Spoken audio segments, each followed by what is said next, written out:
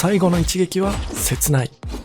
2005年に PS2 で発売されたワンダと巨像のキャッチコピーです。巨大なボスとの戦闘一点に特化した素晴らしい戦闘システムを去ることながら、この名キャッチコピーも当時のプレイヤーの皆さん方の脳裏に強く刻まれているんじゃないかなと思います。今回はその最後の一撃は切ないという素晴らしいキャッチコピーをもじらせていただいて、最初の一撃は褒めたいと題しまして、現在開発中の千葉つのぼらば竜のフルの戦闘システムを深掘っていきたいなと思います。それでは早速いってみましょう。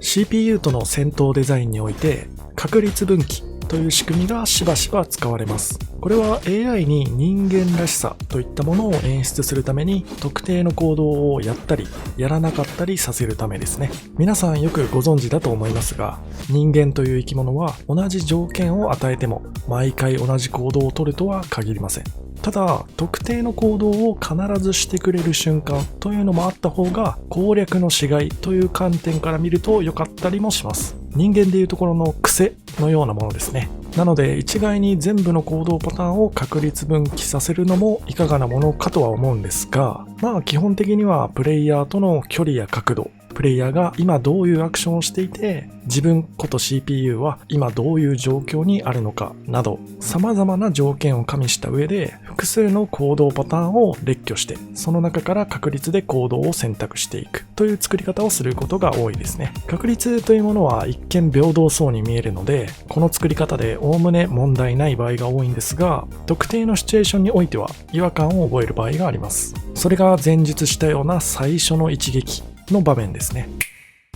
最初の一撃というシチュエーションの認識を共有するために少し補足なんですが、キャラクター同士がお互いのことを認識したとき、武器を抜刀して戦闘状態に入りますよね。まさに目と目があったらポケモンバトル。トレーナーの頭の上にびっくりマークが出てくるあの瞬間のことですね。そこからどちらかのキャラクターが遠距離攻撃、ないしは近接攻撃で戦闘をスタートさせていくわけなんですが、この瞬間は言うまでもなく最初の一撃シチュエーションという認識で問題ないかと思います。アクションタイプの戦闘システムを持つゲームにおいては、距離という概念のおかげで戦闘の仕切り直しが発生することがあります。特にうちの千葉のような近接攻撃がメインのゲームだと、お互いがバックステップで距離を空けた場合など、完全に安全というわけではないんですが、ちょっと一息つける瞬間っていうのがあるんですよね。この時に精神を落ち着かせたり、状況を整理することが戦いの鍵になったりもします。ちぎりをするかどうかだったりとか、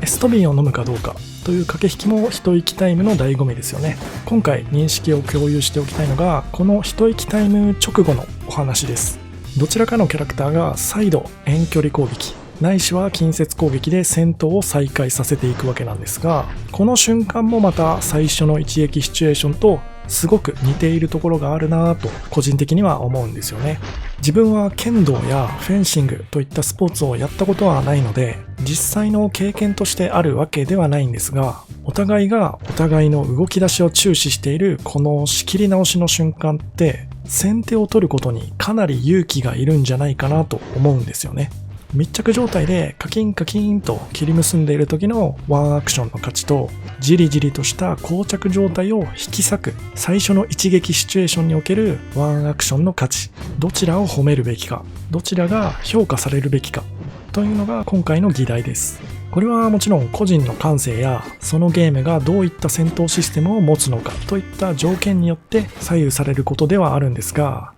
動画のタイトルにもある通り、うちのゲームでは最初の一撃を褒めたい、この方針でいくことにしようと思います。その理由についてもここで述べておくと、前提としてハイタカ自身の今までのゲーム体験が根底にあります。当チャンネルでもよく取り上げているスマブラなんかでも、最新作では過去作と比べてより攻めの姿勢を評価するゲームになってきているなぁと感じますし、ストリートファイターシリーズでもね、こちらは自分動画勢でしかないんですが、4や5と比べて6では攻めが評価されるゲーム性になっていくようですね。もちろんまだベータテストの段階なので、リリース時にどうなっているのかはわかりませんが、いろんなプロゲーマーの方々の話を聞いている限り、どうやらこの攻めの評価というのは好評のようですね。最終的にはバランスのいいゲームが面白いという話にはなると思うので、攻めが強くなりすぎるという事態も避けたいんですが、攻めと守りだったら攻めの方がやや有利だよねくらいのバランスを目指したいところですね。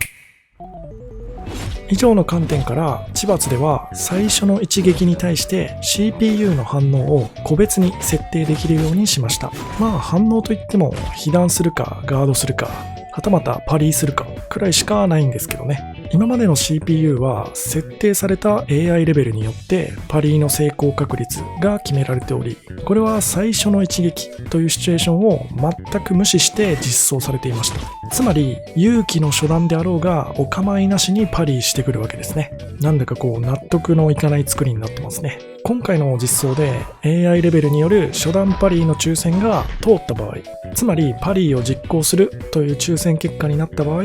追加でもう一度別の変数による抽選が行われるようになりました。この追加変数の値を0にしておくと絶対に初段パリーは発生しないですし、反対に1にしておくことによって追加抽選が実質存在しない場合と同義にすることもできます。序盤の敵ではね、この追加変数を0に設定してプレイヤーが自分から攻めていくことの気持ちよさをしっかりと味わってもらおうと思うんですが、皆さんはどう思いますか？何か意見等ありましたらぜひコメント欄にお願いします。もちろんね、終盤の敵では追加変数の値をどんどん大きくしていく予定なので、もし最初の一撃をパリーされて困ってしまうっていう場合はぜひパリー負荷の設備を使ったりしてうまく立ち回ってみてください。というわけで今回は以上になります。チャンネル登録するかどうかはお任せしますので、もしよろしければ Steam のウィッシュリストに千罰の登録をお願いします。それではお疲れ様でした。